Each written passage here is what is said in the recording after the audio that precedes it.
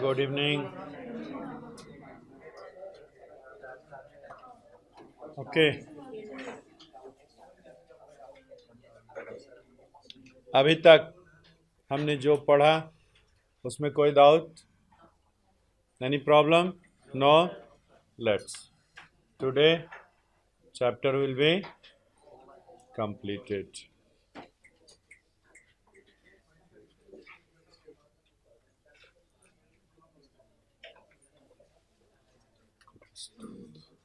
Date की 18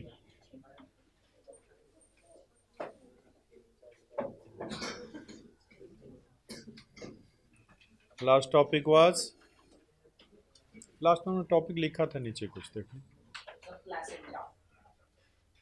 नहीं, placenta से आगे बढ़ गए थे शायद।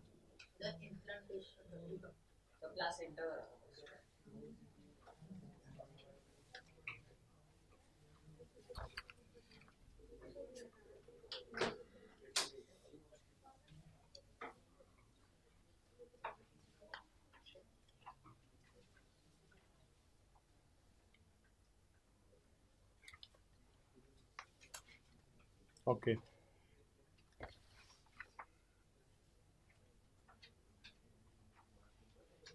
It means implantation has been completed.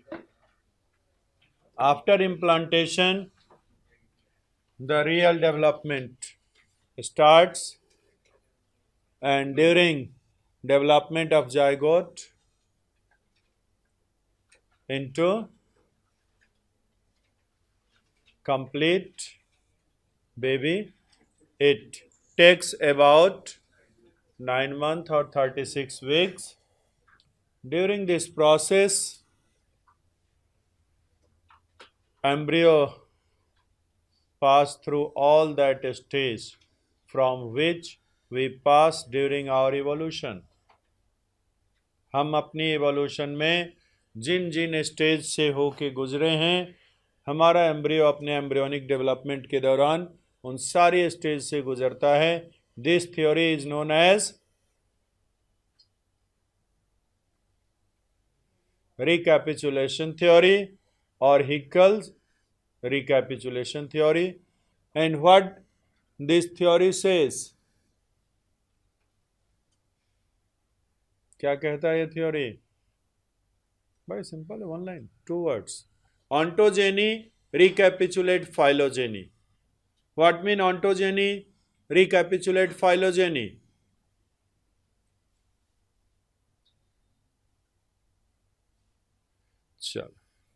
Tell me one thing. Whenever you get your answer sheet in school after evaluation, either UT or half yearly or annual तो मिलता नहीं होगा, half yearly मिलता होगा. Okay. When ma'am shows you your answer sheet, you always try to convince them your answer is right. एक word ये तो match कर रहा है, अरे इतना तो लिखा है, कोशिश करते हैं ना. वैसे हिकल ने भी थोड़ा बहुत तो मैनिपुलेशन किया था. इसने अपनी थ्योरी को सही साबित करने के लिए जो पिक्चर्स दिए थे या डायग्राम्स दिए थे को थोड़ा बहुत मैनिपुलेट किया था. And he accepted it later. बाद में उसने इसको एक्सेप्ट भी किया था. But in spite of their manipulation, this theory have some values. कुछ तो इसमें है कि आज भी हम पढ़ते हैं. अरे नहीं बताया, sorry. Ontogeny recapitulate phylogeny, meaning is similar as I have told earlier, कि during embryonal development organism pass through all that stage through which pass during his evolution.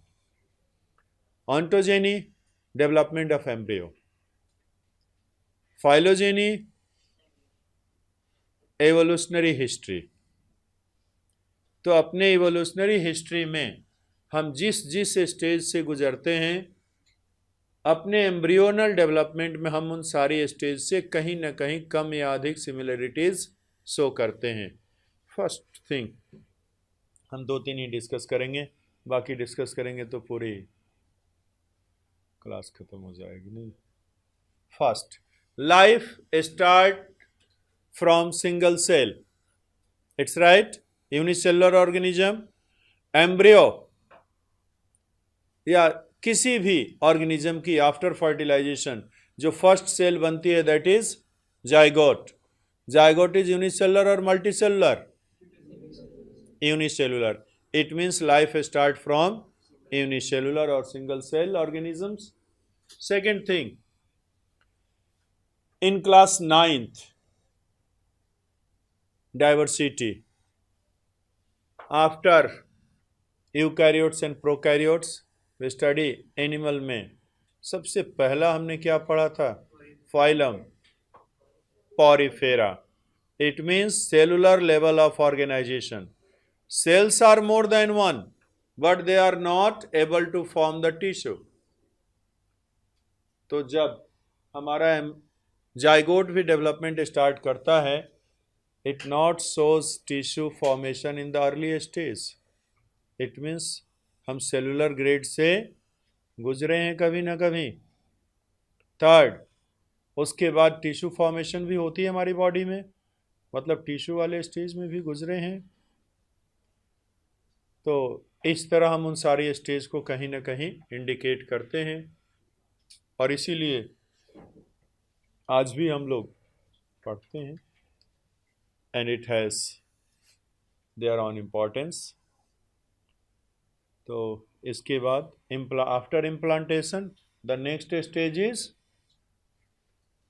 What happens if egg is not fertilised.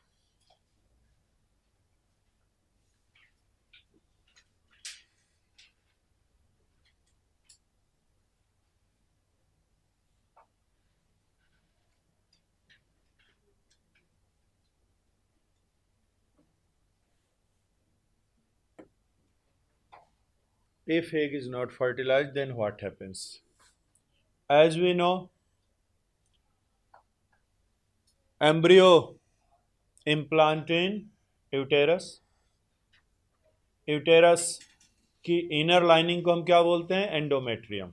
Inner lining of uterus is known as endometrium. It prepare itself every month to receive the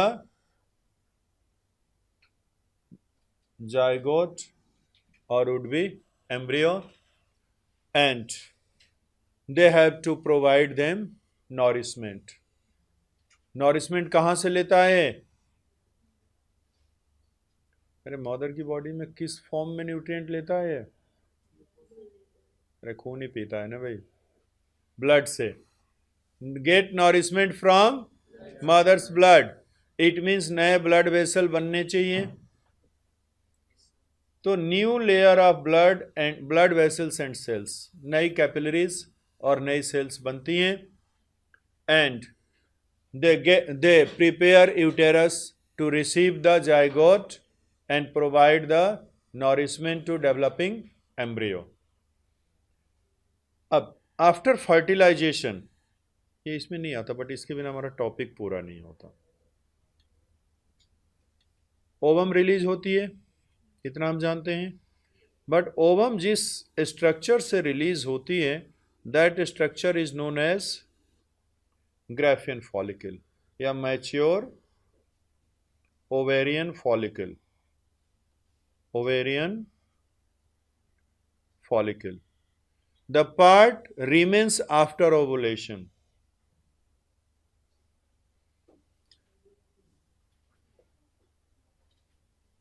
After ovulation, left part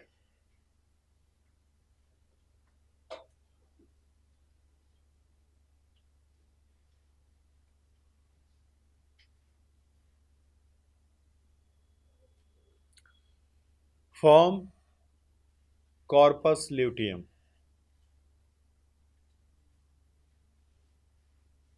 Corpus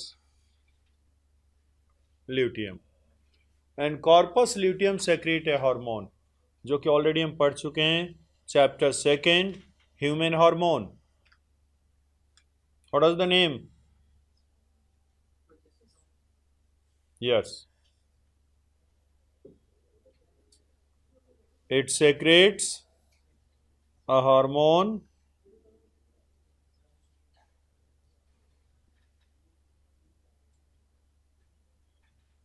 progesterone.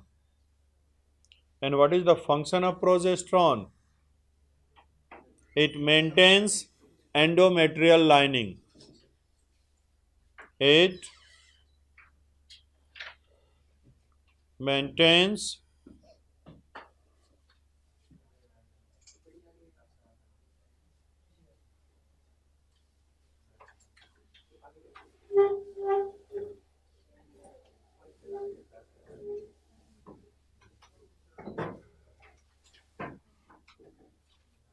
maintains endometrial lining of uterine wall.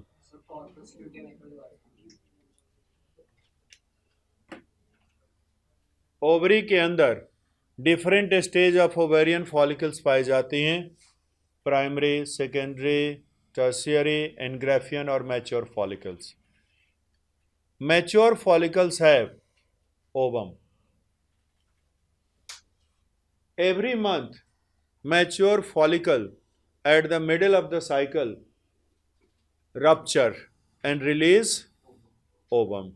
Ovum release के बाद जो इसका हिस्सा बच जाता है, remaining part of the Graafian follicle, that reunite और rearrange themselves to form a structure called corpus luteum.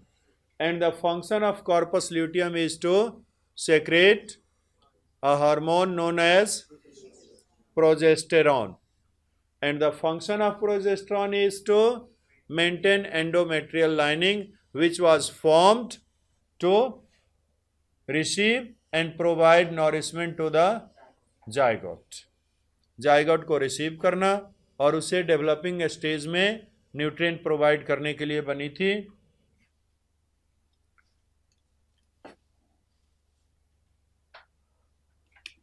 If fertilisation not occurs,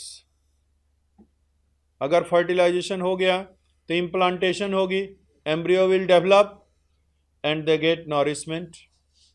लेकिन अगर फर्टिलाइजेशन नहीं हुआ, इफ नो फर्टिलाइजेशन, तो क्या होगा?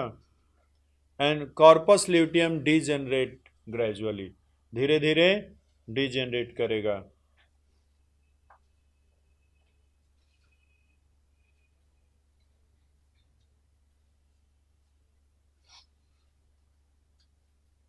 और जैसे जैसे डीजेनरेट करेगा, progesterone level decrease.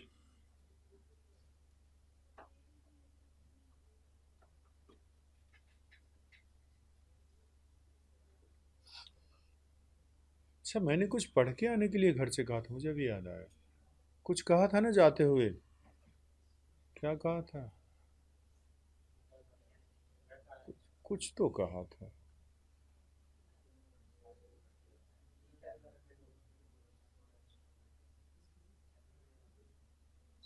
Embryonal development. Okay, अभी पूछ लेता हूँ, पहले बाद में बताता हूँ. ठीक है. वैसे आपने एम्ब्रियोनल डेवलपमेंट पढ़ना भी नहीं, बाद में ख़त्म करके पूछता हूँ, तो बीच में देखता हूँ. प्रोजेस्टेरॉन लेवल डिक्रीज, और प्रोजेस्टेरॉन लेवल ही उसको मेंटेन करता. अगर प्रोजेस्टेरॉन लेवल डिक्रीज हो गई, then this layer will breaks and comes out.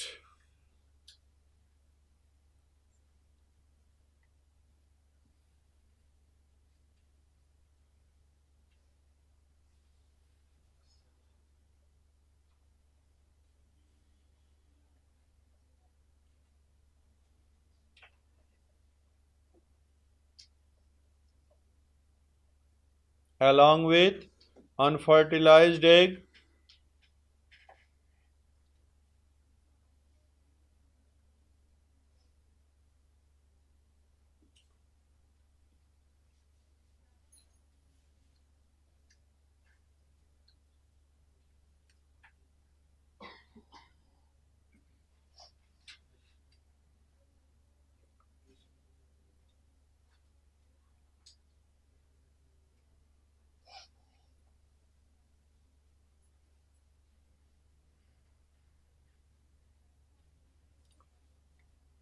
endometrial lining ki not required because no embryo is or fertilization occurs, hence they splits and breaks, comes out. This process is called menstrual flow, and after that new cycle start, again lining will regenerate and ovum will be released. इसके बाद next है हमारे पास reproductive health.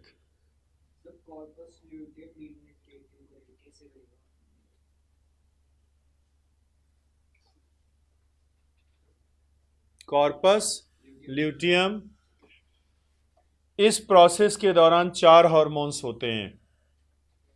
LH luteinizing hormone, FSH follicle stimulating hormone, and estrogen that will be secreted by developing follicle and also by ovary, and last one is progesterone.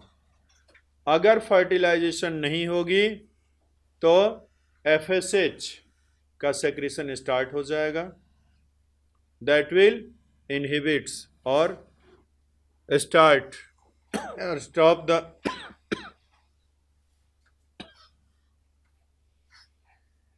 they are the pituitary hormones, और उन hormone के influence में corpus luteum degenerate करती है.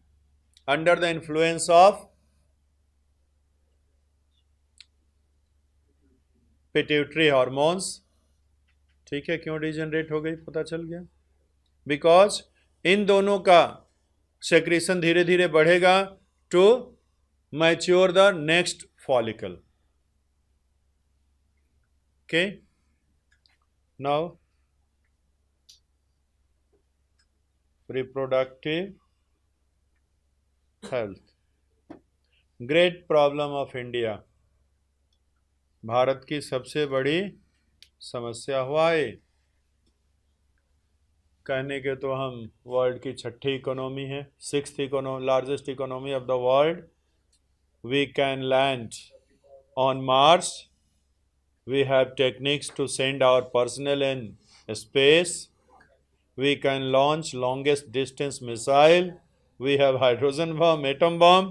But on ground level, only, वैसे मैं कोई economist तो नहीं हूँ, बट कहते हैं सिर्फ 10% से भी कम लोगों के पास हमारे इकोनॉमी का 90% है, और 90% लोगों के पास 10% है. It means poverty is the main problem of India, and ये poverty बढ़ती जा रही है. Why? कहने को तो सरकार के घर में गरीबों की संख्या कम हो रही है.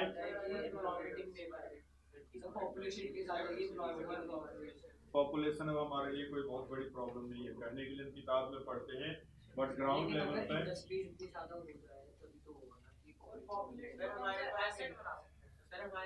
बनाने की जरूरत नहीं. Just only wait for next 10 years. हमारी जो डाउनफॉल है पॉपुलेशन ग्रोथ की, वो 2021 में होगा ना सेंसस. 2031 तक हम रिप्लेसमेंट लेवल से भी नीचे चले जाएंगे, पॉपुलेशन घटने लगेगी. Don't worry. हमारे पास एनवायरनमेंट नहीं है, उसके नंबर जो ओवर पॉपुलेशन बढ़ती जा रही है. जो बाहर से लोग आ रहे हैं वो यहाँ पे हमारे पास उसके लिए नहीं है, और डिमांडिंग सर्विसेज की डिमांड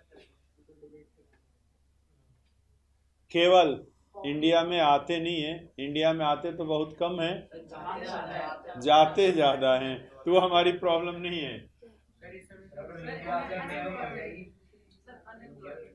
अनएम्प्लॉयमेंट क्यों, यही तो पूछ रहा हूँ. लोगों को पता ही नहीं. पॉवर्टी हमारी प्रॉब्लम शुरू से रही है और रहेगी. Reason, we have about 2% of total land area and resources, but have more than 16% of population. तो दुनिया से 8 गुनी ज्यादा गरीबी तो ऐसे रहेगी ना. समस्या क्या है कि एक सोच, 2-3 सोच है हमारे कंट्री में. कुछ पार्टिकुलर इलाके की पहली, अगर मैं गरीब हूँ, सपोज मेरे पास पैसे कम हैं, तो मैं क्या सोचूंगा, अगर 2-3 बच्चे होते तो क्या करते, मेरी आमदनी सपोज 100 रुपीज़ है, तो ये नहीं सोचते, वो सोचते अगर 100 में आते, 3 लोग लाते तो 300 रुपये आमदनी होती। बट ये कैलकुलेशन भूल जाते हैं, कल को उनके भी बच्चे होंगे तो उनको भी 100 रुपये चाहिए, तो आमदनी बढ़ी कहाँ, हो तो घट गई।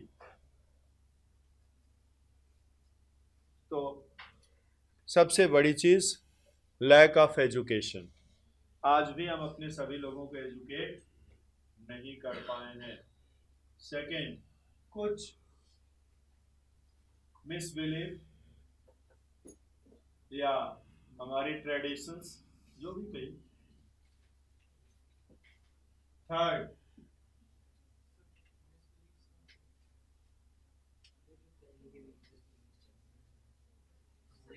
स्वर्ग जाना है कि नहीं, स्वर्ग जाना है तो जलाने के लिए घर में चाहिए, और हमारे यहाँ एक मान्यता बना दी गई है कि बेटियां शमशान में नहीं जाएंगी, तो जलाने के लिए तो बेटा चाहिए, संख्या बढ़ेगी पॉपुलेशन। सेकेंड थिंग, पॉवर्टी और लैक ऑफ एजुकेशन के कारण child marriage, that is harming our society greatly, because child marriage not only increase the population, it also affect the health of the mother। और यही कारण है कि हमारे India में infant mortality rate and mother mortality rate दोनों ही high हैं। हाँ, कम हुए हैं, बट जितने होने चाहिए थे उतने नहीं हुए। अभी आप लोगों ने भाषण सुना होगा पीएम का, 3 लाख या 3 करोड़ बच्चों की जान बचा ली गई स्वच्छ भारत से। हाँ, जो भी हो, का मतलब 3 करोड़ बच्चे तो हमारे यहाँ मरते हैं ना भाई, और 3 करोड़ डेथ का मतलब बहुत कुछ होता है, पॉपुलेशन अनस्टेबल हो सकती है। दूसरी, इन सब प्रॉब्लम्स के लिए India was the first among the first country who opted a program for improvement in reproductive health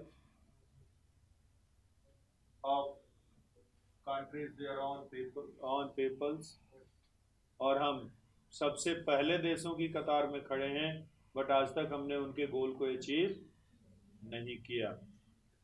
और इसके पीछे भी हमारी गरीबी, poverty, lack of education, lack of awareness, और सबसे बड़ी चीज़, हमारे देश में एक बड़ी बुराई है, हम सोचते हैं कि हम जो जानते हैं यही बहुत है, दूसरा हमसे अधिक कैसे जान सकता है या नहीं? सब में होता है, आप में भी है, हम में भी है नहीं? है, ह्यूमन नेचर है, ओके। नहीं, बट बाहर नहीं है। अगर एजुकेशन बहुत अच्छी हो जाए, आदमी हायर एजुकेशन के लेवल पे पहुंच जाए, तो ये प्रॉब्लम सॉल्व हो जाती है। यू नो, जब आपके स्कूल में साइंस एग्जीबिशन लगती होगी, तो जो जजेज आते हैं, देखा है उन्हें आपने कभी? आप चाहे जितनी छोटी सी मॉडल बना के ले जाए, तो बड़े प्यार से आपसे पूछते हैं ना, बहुत ग्रेट, जाते जाते कह के जाएंगे नहीं बहुत अच्छा, कह के जाते हैं, क्या उन्होंने उससे पहले वैसी चीज नहीं देखी है, but they are motivating you. उन्होंने कभी ये नहीं दिखाया कि वो जानते हैं उनके लिए बहुत छोटी सी बात है। That's why they are the great.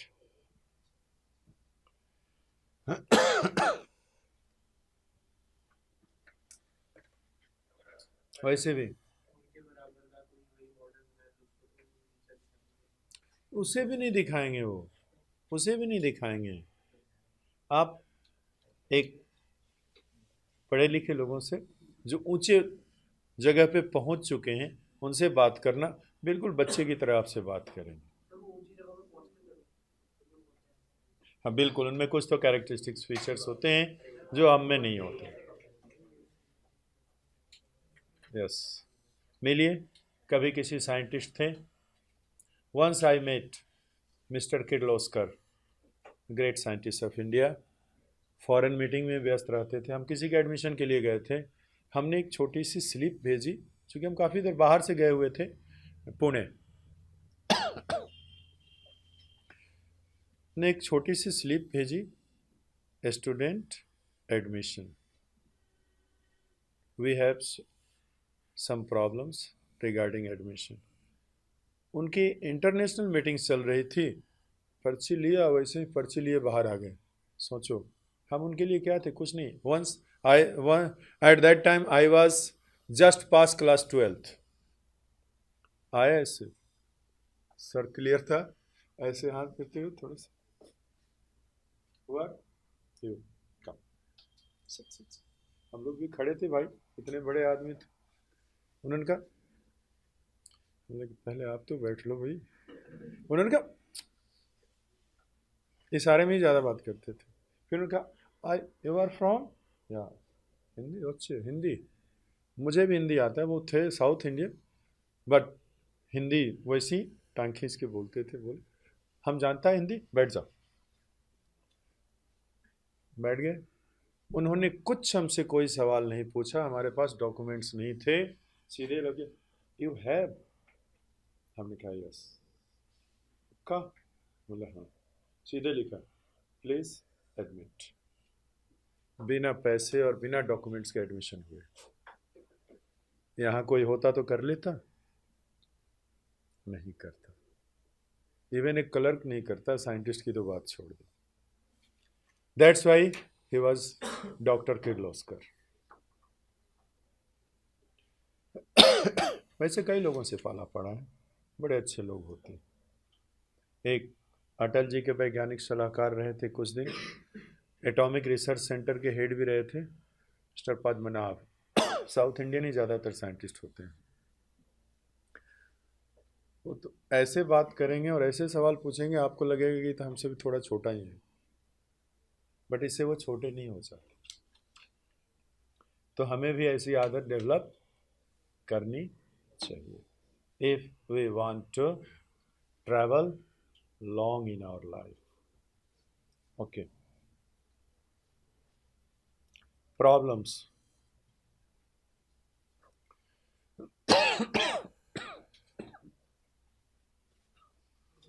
First thing, health. We have already studied in class 9. Health. What is health?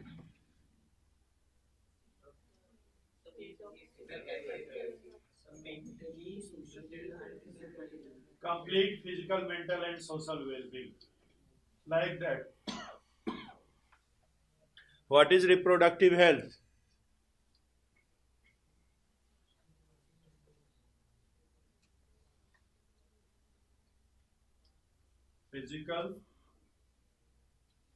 Physically, organs should be working well. Emotionally, we have to be fit. Emotions पर control आना चाहिए, and we have to follow the social norms. Social, emotional, and physical well-being. All aspects of life ठीक होना चाहिए। तो problems, reproductive health की सबसे बड़ी समस्या क्या है हमारे पास? Lack of education.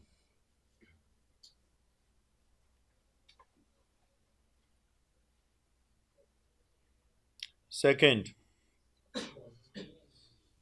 Poverty. Problems ही तो कॉजेज हैं। और एजुकेशन नहीं होगी, पॉवर्टी होगी, तो क्या होगी? Child marriage. उसके बाद क्या होगी? कुछ ज़्यादा ही रिलीजियस होते हैं हम लोग ना, होते हैं ना।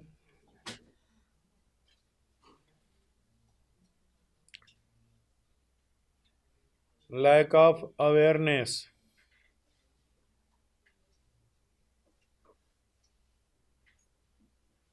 Etcetera etcetera. पॉवर्टी के कारण अगर कोई मेडिकल प्रॉब्लम्स आती हैं तो हम उसको ट्रीट नहीं कर पाते। लैक ऑफ एजुकेशन के कारण हमें पता नहीं चलता कि what problems it can be. And next one is lack of awareness के कारण हमें इसके बारे में कुछ विशेष जानकारी भी नहीं मिलती। एजुकेशन मतलब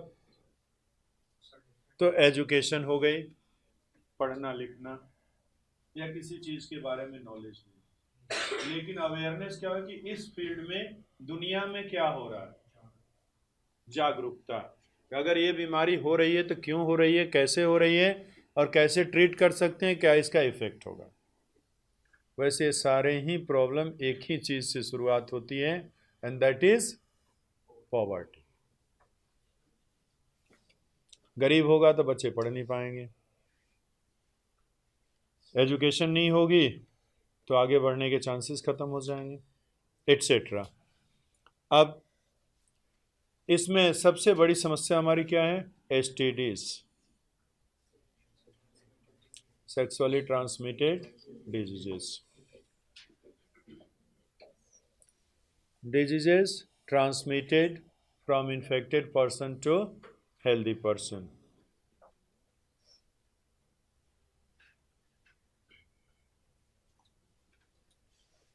Transmitted from healthy person to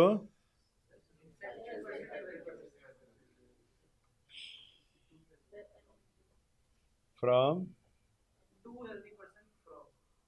infected person to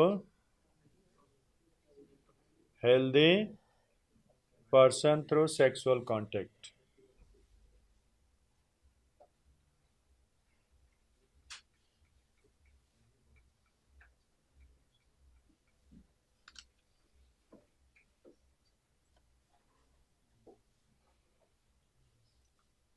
STDs can be divided into two groups: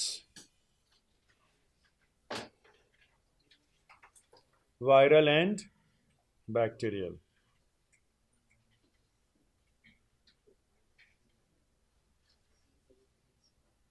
Causative agent is virus and causative agent is bacteria.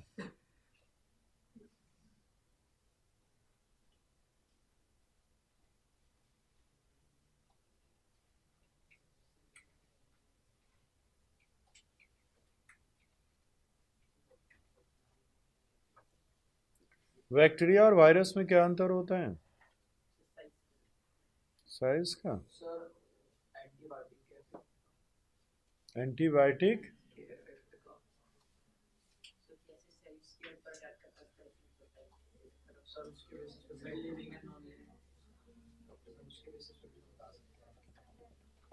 एक के बारे में तो हम आज तक जान नहीं पाए कि जिंदा है कि मुर्दा। It means on the border of living and non-living, and they have just two things: one protein coat and other is genetic material. It means genetic material covered inside a protein cover called capsid, but they do not have any machinery for conduct the life processes. अपनी life process के लिए कोई machinery नहीं होती। दूसरे में क्या है, they have all machinery, they can survive, they can reproduce, they can increase their number and they can synthesize their और प्रोटीन और enzymes. That is bacteria. Bacteria may be parasitic or free living, but viruses are always parasitic, obligate parasite, and bacteria may be facultative. It means may survive.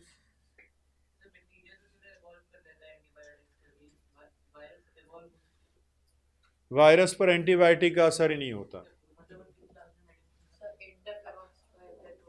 कुछ बने हैं, anti viral दवाएं बनी हैं, जिसमें एक है टेमीफ्लू।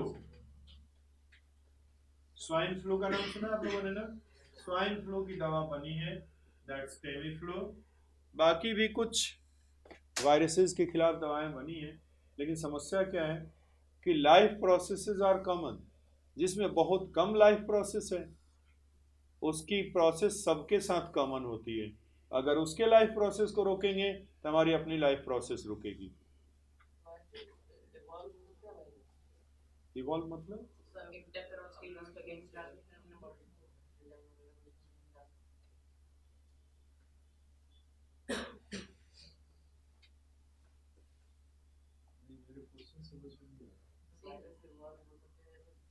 अच्छा, म्यूटेशन। म्यूटेशन में चेंजेस वायरस में होती रहती है।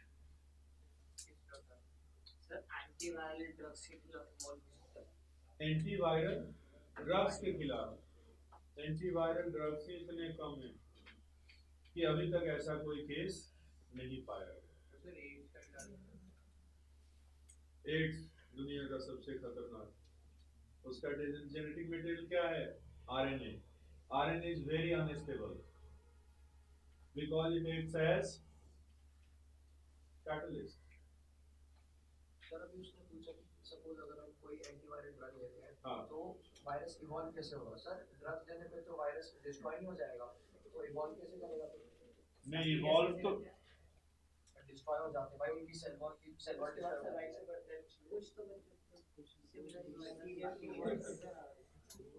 रही बात इवॉल्व होने की, तो there is always a chance of developing resistance, there is always a chance. But इनमें होता क्या है, ओनली जेनेटिक मटेरियल, और ये जेनेटिक मटेरियल में भी इंफॉर्मेशन क्या होती है? सिर्फ उनके रेप्लिकेशन की होती है, इससे ज्यादा कुछ नहीं होती। लेकिन वो दूसरे के डीएनए के साथ अपना डीएनए अटैच करते हैं, और जब दूसरे के साथ जुड़ेगा तो during replication there is always a chance of variation. Chance हमेशा अवेलेबल है। और दूसरी बात, बैक्टीरिया ऑलरेडी डेवलप हो चुका है रेसिस्टेंस। सुपरबग का नाम आप लोगों ने सुना होगा? नहीं सुना? बिल्कुल सुना। लगभग मैक्सिमम एंटीबायोटिक के खिलाफ रेसिस्टेंस इसमें डेवलप हो चुका है, तो उस पर किसी एंटीबायोटिक का असर नहीं होता, ऐसा माना जाता है। एंड ये भी माना जाता है कि दिल्ली के वाटर सप्लाई में फैला हुआ है। लेकिन अगर कोई इन्फेक्शन नहीं है तो हमारी बॉडी में नुकसान नहीं पहुंचाएगा। दूसरी, अभी जो थ्योरी आई है, कहा गया है कि कोई सुपरबग नहीं है, that was the hypothetical imagination of foreign medical service providers. क्योंकि इंडिया में मेडिकल फैसिलिटी बड़ी सस्ती है, तो फॉरेनर यहाँ पर सिर्फ मेडिकल ट्रीटमेंट के लिए आते हैं कम पैसे में, तो इससे उन कंपनियों को बड़ा नुकसान होता है। तो उन्होंने एक ऐसा सिगुफा दे दिया जिसकी वजह से अब कोई आने के पहले 10 बार सोचता है। क्या है रियलिटी, ये तो ना आप जानते हैं ना हम जानते हैं, but it's may be possible. काफ़ी सारे डिजीज कॉजिंग एजेंट्स या पैथोजन है which have already developed anti resistant against our medicine. For example, most notorious one is tuberculosis. Tuberculosis का कॉजेटिव एजेंट क्या है? Causative agent mycobacterium tuberculosis. आजकल कुलोसिस कहते हैं, पूरा नाम ही लिख लेते हैं, ट्यूबरकुलोसिस जोड़ दिया, but really its name is mycobacterium tuberculi. और इसके रेसिस्टेंट होने के पीछे रीजन हम लोग हैं। इंडिया में इसके चांसेस सबसे ज़्यादा है ड्यू टू सेल्फ मेडिकेशन। ज़्यादातर हमारे यहाँ केमिस्ट दवा देते हैं, जाइएगा तो पूछते हैं कितनी खुराक बना दो। वो ये नहीं पूछेंगे कि आपकी ट्रीटमेंट कितने में होगी। 10 रुपए की दवा दे के 20 रुपए की खुराक लेते हैं। आपको भी लगता है चलो 2 बार में ठीक हो गया ना, क्या ज़रूरत है डॉक्टर के पास जाने की। 1000 रुपये फीस लगेगी, फिर वो टेस्ट लिखेगा, तब तक एक ट्राई मार लेते हैं। केमिस्ट के पास, but that's a wrong thing. और दूसरी चीज़, जब हमें कॉमन कोल्ड होती है तो कोई दवा नहीं है उसकी, बट फिर भी एंटीबायोटिक की 2-3 गोलियां दे ही देते हैं। That creates a problem. Suppose किसी को मरने के लिए 10 ड्रॉप पॉइजन चाहिए, और अगर हमसे 2 ड्रॉप दे दिया तो परेशान हो जाएगा, बेचैन हो जाएगा, लेकिन मरेगा नहीं। रिजल्ट क्या होगा? अगली बार अगर 10 ड्रॉप भी देंगे तो 2 ड्रॉप के लिए तो रेसिस्ट हो चुका है, अगली बार उसको उस दवा से कुछ नहीं होगा, बिल्कुल। और अगली बार भी अगर हमने 2-4 ड्रॉप पे छोड़ दिया तो हमेशा के लिए अमर हो गया। यही है। ट्यूबरकुलोसिस की दवा लगभग चलती है मिनिमम 6 महीने से लेके 3 साल तक, बट 3 महीने के बाद सिम्टम्स डिसअपियर हो जाते हैं। अगर दवा सही से काम करे तो 3 से 4 महीने के अंदर सिम्टम्स बिल्कुल ख़त्म हो जाते हैं। अब जिस देश में 80% लोगों की इनकम इतनी नहीं हो कि सारे खर्च के बाद पैसे बचे, वो कहाँ से देगा? सोचता है डॉक्टर तो ऐसे ही बुला रहा है फी और चेकअप के लिए, छोड़ो इसे कमीशन मिलते होंगे, मैं 2-4 महीने और खा के छोड़ देता हूँ। कहाँ 3 साल खानी थी दवा और हमने 6 महीने में छोड़ दिए। अब अगली बार उस पर उस दवा का असर नहीं होगा। इसीलिए वैसे भी डॉक्टर की कमी है, इतनी कमी है कि जितने अभी डॉक्टर्स बन रहे हैं हर साल, इसको डबल कर दिया जाए तो भी आने वाले 20 वर्षों में डॉक्टर्स कम ही रहेंगे। हाँ? कुछ बाहर से भी आ रहे हैं, जो यहाँ पढ़ते हैं वो जाते हैं, लेकिन जो, हाँ डॉक्टर्स जाते हैं बिल्कुल, मोर देन 25% डॉक्टर चले जाते हैं। मैं बता रहा हूँ मोर देन 25% डॉक्टर्स जो टॉप के होते हैं वो चले जाते हैं, लेकिन जबरदस्ती कोई नहीं बुलाता, उन्हें ऑफर दिया जाता है, एक्सेप्ट करना ना करना इनके अपने मन की होती है।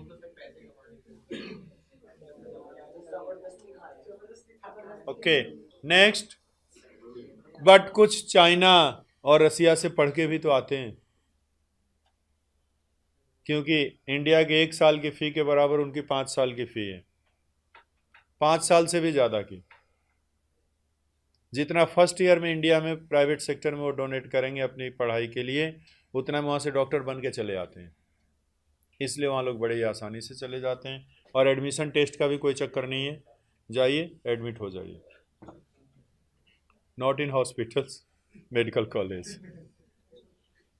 वायरल डिजीज के 2 एग्जाम्पल्स कोई बताएंगे?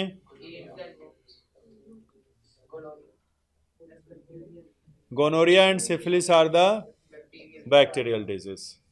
AIDS, acquired immunodeficiency syndrome, and causative agent, human immunodeficiency virus. कल ही एंटी HIV मेडिसिन की अप्रूवल मिली है किस? Sun Pharma, I think Sun Pharmaceuticals company India की है, जिसे अमेरिकन FDA से मिल गई है परमिशन। वैसे सबके पास है, but they can elongate your life, never treat. इलाज नहीं करते, लाइफ एक्सपेक्टेंसी को बढ़ा देते हैं by increasing the life cycle of virus. Virus अगर 2 घंटे में डिवाइड हो रहा था तो 3 घंटे 4 घंटे कर देंगे, तो जो 10 साल में मरते वो 15-20 साल में मरेंगे। यही करते हैं, but treatment is so costly.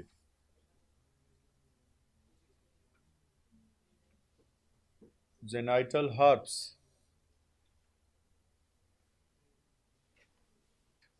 etc. Bacterial disease, syphilis,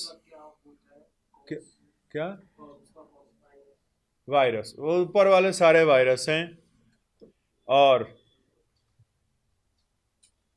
gonorrhoea हो गया, अरे जी है, सी नहीं है, गोनोरिया।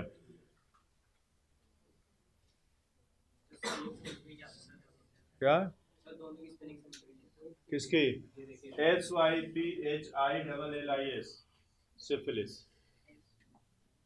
ओके, अब सिम्टम्स, चाहे कोई भी एसटीडीज हो, इनमें कुछ कॉमन सिम्टम्स हैं जो होंगे ही। लिखना चाहते हैं तो लिख लीजिए, इसमें सिम्टम्स आपकी बुक में नहीं है, बट बर्निंग सेंसेशन,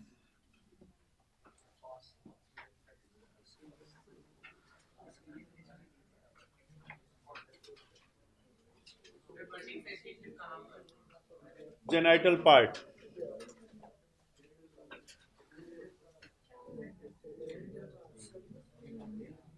सिम्टम्स तीन इसके बड़े कॉमन हैं।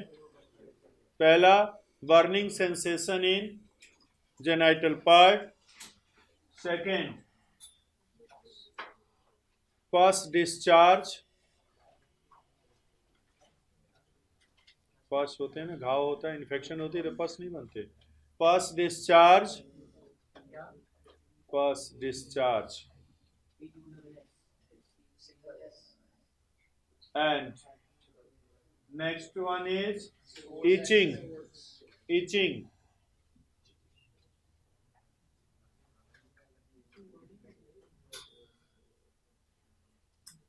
और एक और सिम्टम होता है इसका, रिप्रोडक्टिव ट्रैक इन्फेक्शन का फीवर।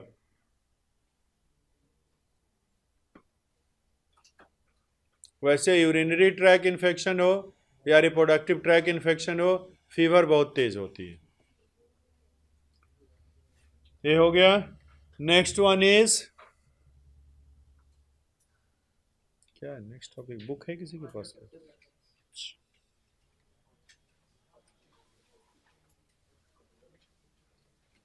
बर्थ कंट्रोल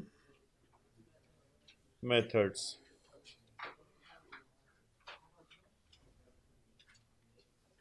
डिवाइसेस और devices used for birth control.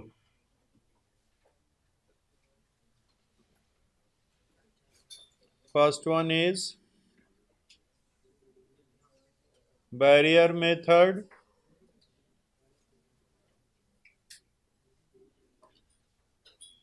This method is used to prevent the mating of male and female gamete. बहुत से तरह के होते हैं, इनका काम है कि मेल और फीमेल गैमेट को कभी आपस में फ्यूज ना होने देना, मेटिंग नहीं होने देना। Second one is oral pills.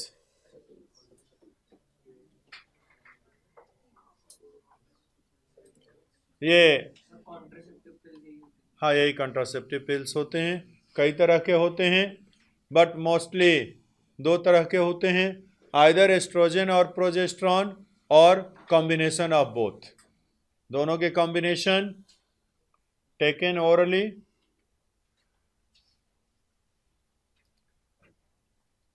हालांकि इसके साइड इफेक्ट्स भी होते हैं, बट एक नई मेडिसिन डेवलप की गई है लखनऊ रिसर्च सेंटर के द्वारा, जो कि नॉन स्टेरॉयडल है, मतलब उसमें हॉर्मोन्स नहीं होती, इसलिए उसके साइड इफेक्ट काफ़ी कम है, वेरी लेस।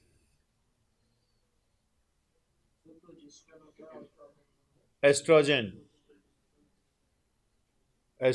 आइदर एस्ट्रोजन और प्रोजेस्टेरॉन और combination of both, taken orally. Third one is IUDs। Generally आपकी बुक में शायद IUDs लिखा है, but real name is IUCDs, intrauterine contraceptive devices. इसमें यूटेरस के अंदर कुछ डिवाइसेस लगा दी जाती हैं।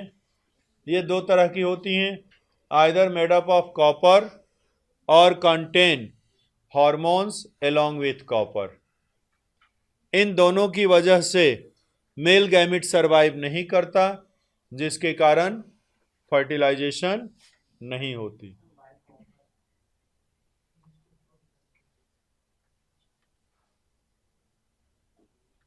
एग्जाम्पल है इसका, it release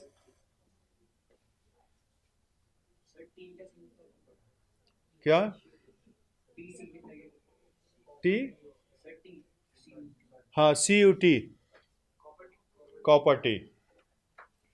it release copper ion, बड़ा हो गया CU, it release copper ion which reduce mortality of male gamete and also increase phagocytosis. Phagocytosis means engulfing. कोई सेल अगर किसी चीज को इनगल्फ कर रहा है, दैट इज कॉल्ड फैगोसाइटोसिस।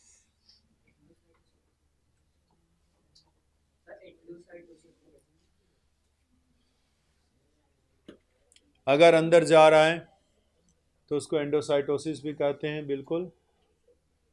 अब अगर उसकी मेल गैमीट की स्पीड कम हो जाएगी तो जितने दिन में उसे पहुंचना चाहिए नहीं पहुंचेगा, अगर नहीं पहुंचेगा तो फर्टिलाइजेशन नहीं होगी। Second thing, increase the phagocytosis, जो यूटेराइन वॉल होती है वो मेल गैमीट को इनगल्फ कर जाती हैं, तो मेल गैमीट ही कम पड़ गए, they will fails to fertilize, इसीलिए कॉपर यूज करते हैं। Okay, and next one is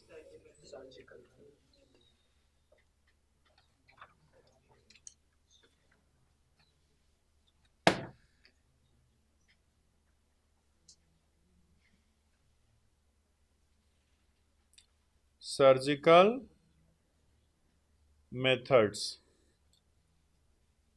vasectomy,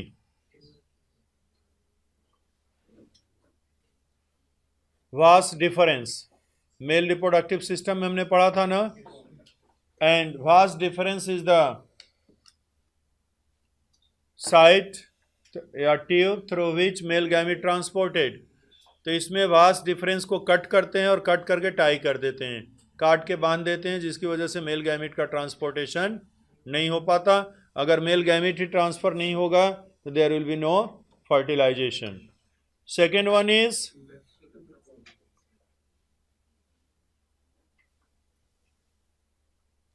fallopian tube,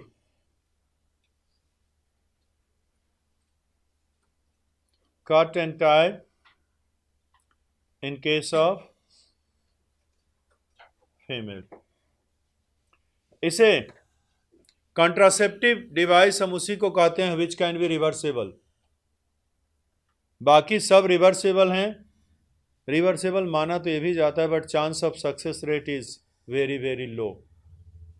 इसमें माइक्रो सर्जरी की जरूरत पड़ती है, hence the chance is very low. अब next thing,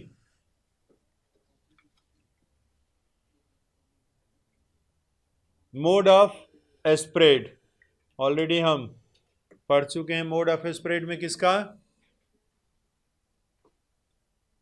through sexual contact, but some like HIV transported by 4 different methods।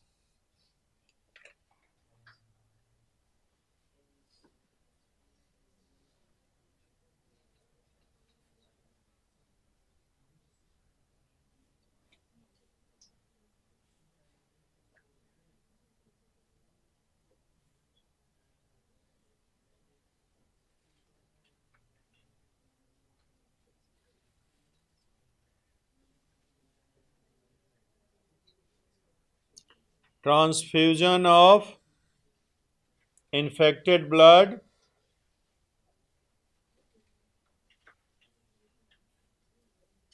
use of infected needle,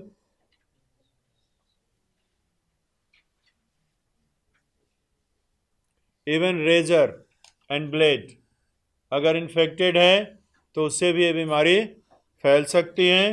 and fourth one, from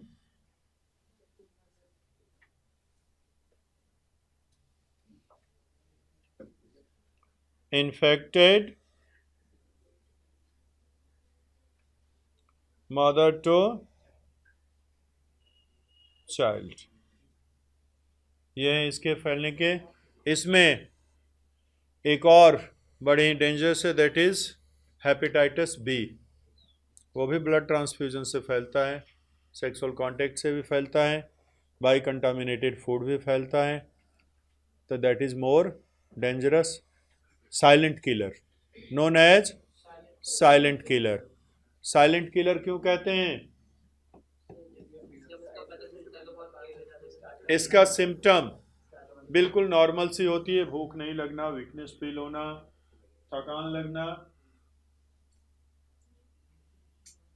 but ये सारी normal सी चीज है। इंसान शुरू में सोचता है चलो कुछ हुआ होगा, दिखा लेंगे कल, बट जब तक ये इतनी प्रॉब्लम क्रिएट करता है कि हम डॉक्टर के यहाँ जाते हैं, इतनी देर हो चुकी होती है कि नॉट पॉसिबल।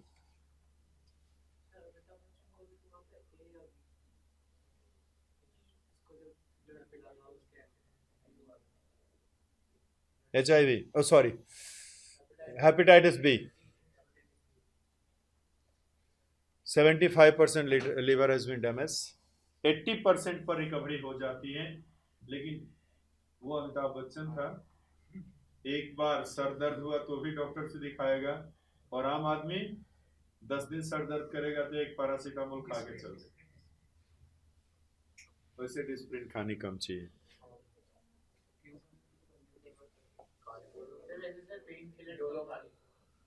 पेन किलर कम खानी चाहिए। पेन किलर का सबसे बड़ा साइड इफेक्ट लीवर पे होता है।